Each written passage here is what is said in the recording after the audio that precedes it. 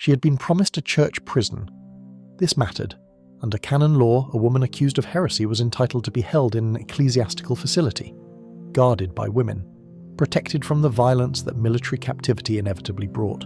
Joan of Arc was not taken to a church prison. She was taken to Bouvroy Castle, a military fortress, held in a secular dungeon, guarded by English soldiers who made no secret of what they wanted from her. The trial that followed was a formality. The verdict had been decided before the first question was asked, but the months between her capture and her execution were designed to accomplish something the battlefield never could. They were designed to break her. Chapter 1. The Cage. Joan was 17 years old when the English locked her in irons, not ordinary chains, a specially constructed device that connected her ankles to her waist to a great wooden beam. She could shuffle. She could not walk. She could not lie flat. She could not relieve herself without assistance. 5 English soldiers guarded her cell at all times, day and night. They watched her eat. They watched her sleep. They watched her when she had no choice but to use the bucket in the corner. The church had ordered that she be guarded by women. Bishop Cochon, who presided over her trial, ignored this requirement. He knew what English soldiers would do to a chained French prisoner. He knew. And he placed her in that room anyway. Joan later testified that the guards attempted to rape her. Multiple times. She fought them off. The chains made it nearly impossible, but she fought. This is why she refused to remove her male clothing. The court treated her insistence on wearing men's clothes as evidence of heresy. They returned to this point obsessively, session after session. Why do you dress as a man? Do you not know this is an abomination before God? She told them why. The laces on male clothing could be tied together in ways that made assault more difficult. The hose attached to the doublet. The layers created barriers. Her clothes were her only defense against the men who held the keys to her cell. The court recorded her explanation. Then they condemned her for it anyway. Chapter 2. The Questions. The trial lasted 5 months. 70 charges were prepared against her. Heresy, witchcraft, blasphemy, idolatry, the invocation of demons, the wearing of male clothing. Each charge carried the penalty of death. But death was not the goal. Not immediately. Bishop Cochon needed something more valuable than a corpse. He needed Joan to confess, to recant, to admit publicly that her voices were lies. Her mission was delusion. And the King of France had been crowned by a fraud. This would accomplish what the English army could not. It would delegitimize Charles VII. It would prove that God had never been on France's side. It would transform a military defeat into a theological victory. So they questioned her day after day, hour after hour, theologians and lawyers and clerics taking turns, probing for weakness, searching for contradiction. Joan had no legal counsel. Canon law entitled her to an advocate. None was provided. She faced the assembled intelligence of the Inquisition alone. She was 19 years old. She could not read. She had no formal education of any kind, and she did not break. The trial transcripts survive. They record something the court did not intend to preserve. They record a peasant girl dismantling the logic of trained theologians with a clarity that still startles.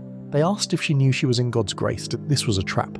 Church doctrine held that no mortal could know with certainty whether they possessed God's grace. To answer yes was heresy. To answer no was confession. Joan replied, "If I am not, may God put me there. If I am, may God keep me there." The court had no response. They asked if St. Michael appeared to her naked.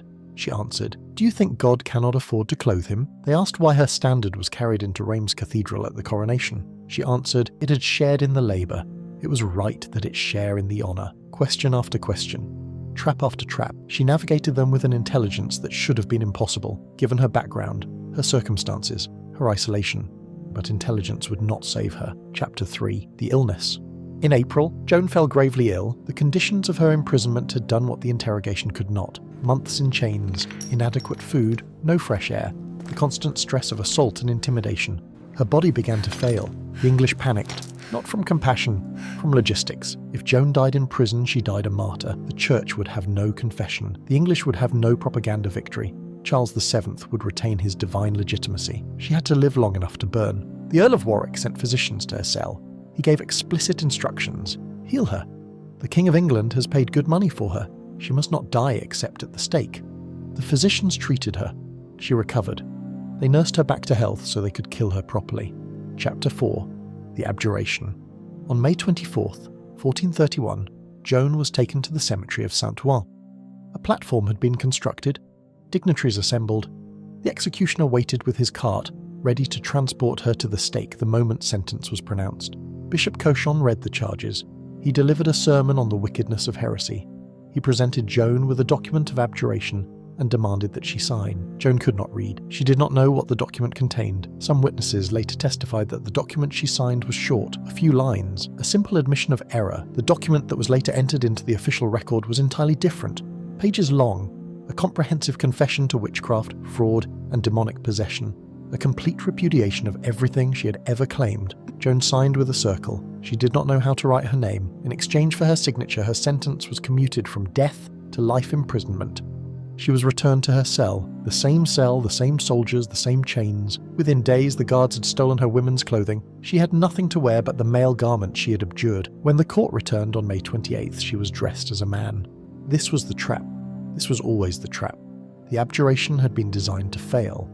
The conditions of her imprisonment guaranteed she would violate its terms. Relapsed heretics could not be shown mercy. Church law was clear. The penalty was death. Chapter 5. The morning? May 30th, 1431. Joan was woken early. She was told she would die that day. She wept. She called for Bishop Cochon. When he arrived, she said, "Bishop, I die through you." He left without responding. She asked for communion, for confession, for the sacraments that every Christian was entitled to before death. At first, she was refused. Heretics had no right to the Eucharist. But she had not been condemned as a heretic. Not technically. She had been condemned as a relapsed heretic. And at some point, days earlier, she had been a Catholic in good standing. They gave her communion. Perhaps they feared what it would mean if they did not. Perhaps some fragment of conscience survived in the men who had orchestrated everything that followed. Then they let her out. The walk from Bouvray Castle to the Old Market Square was not long, but they had assembled crowds along the route. 800 English soldiers kept order. The people of Rouen watched in silence as the girl in chains shuffled past. She was still wearing the dress. They had found one for her. White, a sign of penitence, or perhaps mockery. 3 platforms had been erected in the square. One for the judges, one for the clergy, one for Joan. The stake rose high enough that the executioner would have difficulty reaching her. This was intentional. The crowd needed to see, and the fire needed to burn slowly enough that death would not come as relief. Chapter 6. The burning. The sermon lasted almost an hour. Joan stood on the platform throughout, listening to the detailed enumeration of her crimes. The crowd grew restless. Some were weeping, some were shouting. When the sermon finally ended, the executioner climbed the platform and tied her to the stake. She asked for a cross. An English soldier broke a stick in two and bound the pieces together with cord. He handed it to her. She pressed it to her chest. A Dominican friar named Isambard de la Pierre held up a processional cross so she could see it through the smoke. The fire was lit. Joan did not scream at first. She prayed aloud. She called out to her saints. She repeated the name of Jesus. One English witness later testified that he saw a white dove fly from her lips as she died. He meant it as evidence of sanctity. He had come to burn a heretic. He left believing he had watched a saint die. The fire burned hot. The executioner could not reach her to end her suffering quickly. The process took approximately 30 minutes. When the flames finally died down, the Cardinal of Winchester ordered them reignited. The body had to be completely destroyed. No relics could remain, nothing that could become an object of veneration. They burned her 3 times. When nothing remained but ash and fragments of bone, they gathered the remains and threw them into the Seine. She was 19 years old. Chapter 7. The Afterward. 25 years later, the church reopened the case. The trial was declared invalid. The charges were vacated. Joan was pronounced innocent of all accusations. This did not happen because the church experienced a crisis of conscience. It happened because France won the war. Charles VII retook Rouen. The English were expelled from Normandy. The king who had abandoned Joan to her fate now found it politically useful to rehabilitate her memory. The same institution that had burned her now found it convenient to declare her a martyr. Bishop Cochon was dead by then. He escaped all earthly consequences, but his reputation was destroyed posthumously. His body was exhumed and thrown into a common pit. His name became synonymous with corruption. The executioner, Geoffrey Therridge, reportedly went mad. He told people he had burned a saint. He spent the rest of his life seeking absolution from every priest who would hear him. And Joan? In 1920, nearly 500 years after her death, the Catholic Church canonized her, the same institution that had designed her imprisonment, that had denied her legal counsel, that had placed her in a cell with soldiers who tried to rape her, that had tricked her into signing a confession she could not read, that had burned her 3 times to make sure nothing remained. That institution declared her a saint, The trial transcripts survive. Every question they asked, every answer she gave. The systematic, procedural, bureaucratic nature of her destruction is recorded in meticulous detail. Joan was not killed by evil men, she was killed by a process. By canon law functioning exactly as intended, by an institution protecting its interests through mechanisms so refined they could transform a 19-year-old girl into ash, while generating the paperwork to justify it. The Church did not fail Joan of Arc. The Church worked perfectly. That is the system she died in. That is the system that later made her a saint. The process continues. The records are kept. The fire burns when it is told to burn. And the river carries away what remains. This has been hidden by time. If this history stayed with you, consider subscribing. There is more to uncover.